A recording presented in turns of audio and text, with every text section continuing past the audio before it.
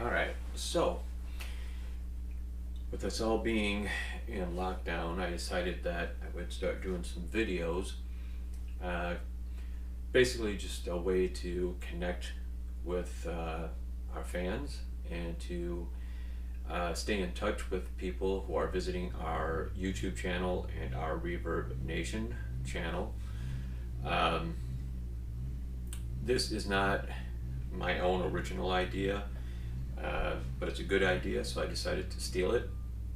Paul Stanley of Kiss has been putting up some videos lately, basically where he just talks to the fans, discusses the songs that he's written, and then plays some of them. Really informal, and so I thought it's a good idea. This being the music business, I'm going to steal it. So that's what this is going to be. And I'll do these over a series of days and weeks, basically just taking our songs, the original songs that we've written for Revelation Rain, talk about the background, talk about how the song was written, and then just play around with them on the guitar. So hopefully you'll enjoy this, and hopefully you'll come back to watch the videos that come after this one. And again, it's just a way to stay in touch while we're all dealing with the coronavirus. I say it's a hoax. Not that the disease isn't real, but the hysteria and the response to it has been overblown, to say the least. But that's a story for another day. But that is the reasoning behind doing these videos. One, it keeps me from going stir crazy, and two, it allows me to connect with people while maintaining the social distancing. So let's get started. Alright, so I figured the first song that we would go over is Vengeance Is Mine. I wrote this song probably 7 or 8 years ago. It was a chord progression that I'd been playing around with for many years before that. And the song had a different name, and it escapes me now. I've written about it on Facebook, on our Facebook page for Revelation Rain, but right now I draw a blank. It used to have a different title, different lyrical content, but about 7 years ago, when I got saved, I decided to rewrite the song to reflect some of the stuff that I was going through at that time. Prior to getting saved, I was not a good person. In fact, I was pretty close to horrible. People who know me now would not recognize the person 7 or 8 years ago before I got saved. Almost a dichotomy there, a schism, so to speak. But once I got saved, it was great because I was on fire. A lot of people will talk about when they get saved, they're on fire, they can't wait to go out and do things for Christ. They want to win other people to Christ, which I was doing, still do. But it was disheartening as well because I had people that were doubting my sincerity, which was understandable to an extent because of my history. But what was even more disheartening and I couldn't understand was the people that were rooting for me to fail, so they could say, see, he's not really saved, see, he didn't really give his life to Christ, it's just a charade or a facade. I didn't understand that. I expected doubt and completely understood that, but to root for somebody to fail, I think is you obviously have some insecurities of your own that you need to deal with. But anyway, over time you would tend to think, well, it's been 7 years, his behavior has been consistent, lining up with the Word of God. Maybe he's sincere, but unfortunately I still have people that were close to me that still doubt. And so when I wrote the song, when you get saved, you have two different natures. You still have the old human sinful nature, and then you have the new nature, your saved spirit. and those two are constantly warring with each other. Um, so the old me wanted to lash out at people, the ones that were doubting me. You tend to want to take revenge. People that have hurt you, which I had, and you want to lash out and get your comeuppance. But the new nature says not to do that. It says that vengeance belongs to God. It says that in the Bible, the book of Romans. I believe it's chapter 12. It talks extensively about vengeance is mine, saith the Lord. So I always liked that passage, and so I thought, with the music that I had, the new lyrics would fit it perfectly, because it's kind of dark in tone, it's heavier song, so the lyrics would kind of reflect that. It's kind of a going back and forth between what I carnally want to do as opposed to what I spiritually want to do. And to add to that, the lead vocals are actually shared, trading off lead vocals, verse by verse. One, because it kind of adds to that schism that I referred to between the old nature and the new, but also it was to pay homage to one of my favorite bands, my favorite band, Kiss, and they had a lot of songs where Gene and Paul would switch off on the vocals, whether it was Shout It Out Loud or God Gave Rock and Roll to You. So that's what I was looking to do with this.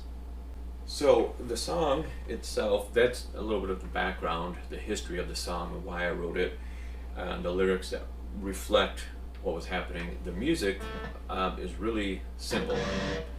The chords are simple, easy chord progression, but very effective. And so basically it goes like this.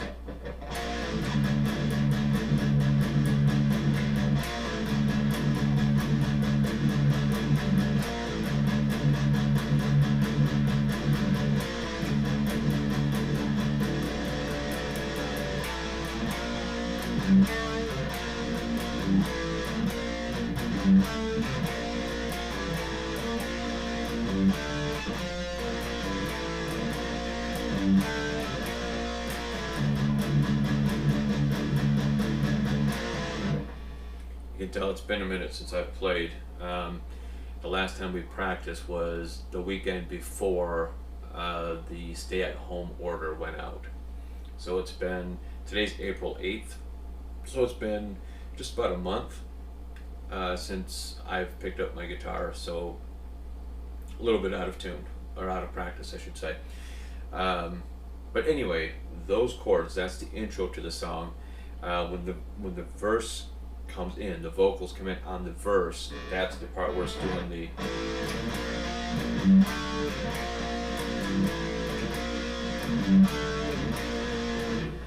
and then going into the chorus is when it slides into the those opening chords, the opening riff.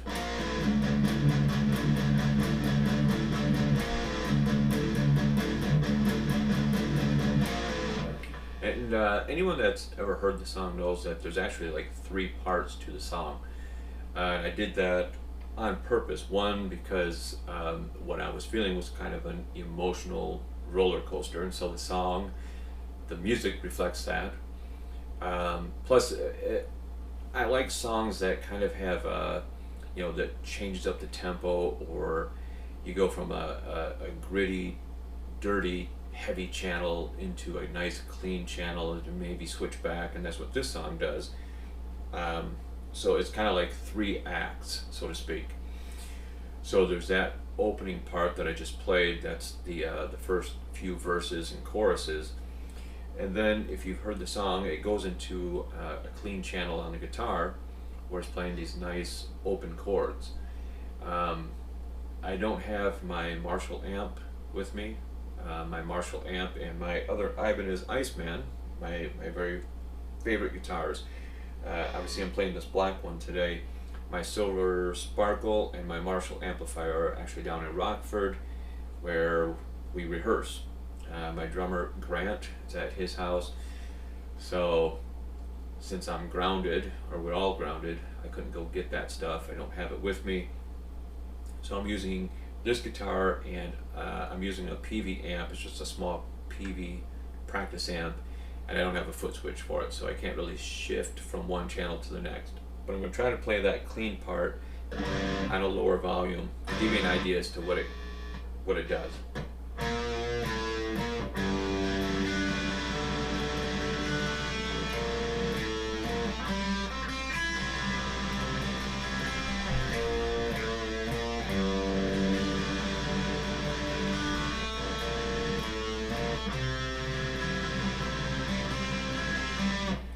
So it does that, and there's like a little bridge, some vocals that come in, and then it shifts again into the final part of the song, which is kind of like the outro. It kind of takes us out of the song, and it's perfect for a nice jam session, so to speak, with the lead guitar going. It sounds phenomenal, and that's basically playing power chords in place of the open chords that I was just playing.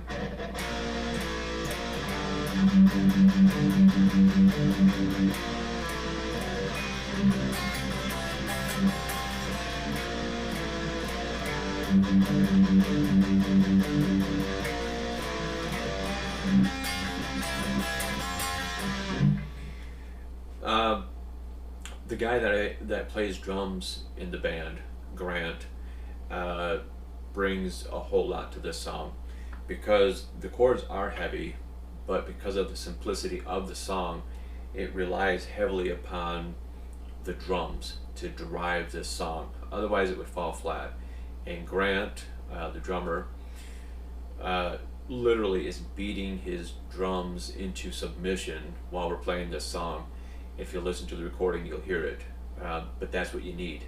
You need that to drive the song, otherwise it will sound very timid and weak, despite the tone and the structure of the song. When we play this song live, it goes over extremely well. And in fact, whenever we play shows where we are doing all originals, this is our closing number every time. It's a perfect way to end a show. Now, when we're playing bars or bigger shows where you're doing 4 sets, and you have to do cover tunes. So this isn't the closing song for the entire show, but it always remains at least a closing song for one of the sets. And like I said, it just goes over extremely well. It's one of our favorite songs. Like I said, it relies heavily on great drumming, which fortunately Grant brings to this band. Once we go into the studio, hopefully by next month, when we do the recordings, this song will definitely be on the CD, and just like it usually closes out a set or a show, it will be the closing song on the CD as well. So hopefully this was something for you to do. It's something for me to do. It keeps me from going stir crazy. It also, we're hoping to drive people to our YouTube channel and our Reverb Nation page and even our Facebook page, just to get people drawn in so they know what we're doing. This is a way for us to connect and still maintain the social distancing. But again, it's just it's the best we can do under the circumstances we are in. And like I said, I can't take credit for it. It's not an original idea. I'm sure it's not even original when Paul Stanley did it. I'm sure other people are doing this too, but that's where I got the idea from, was watching Paul Stanley's videos. And I just think it's a good way to connect and stay active and hopefully productive. So I hope that you enjoyed this video. I hope that you'll come back for the next one. We'll pick another one of our original songs and do the same thing. Until then, see ya.